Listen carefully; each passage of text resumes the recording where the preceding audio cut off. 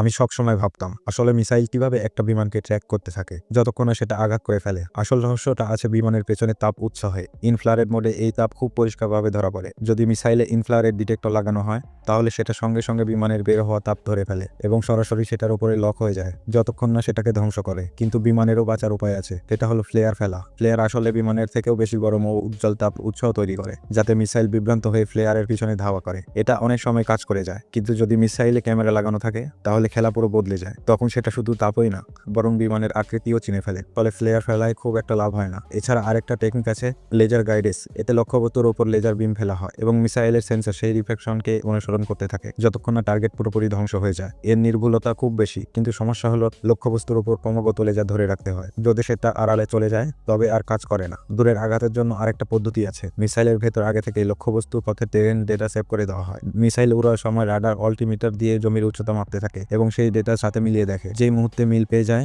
সরাসরি লক্ষ্যবস্তুতে বিধ্বংসী আক্রমণ চালিয়ে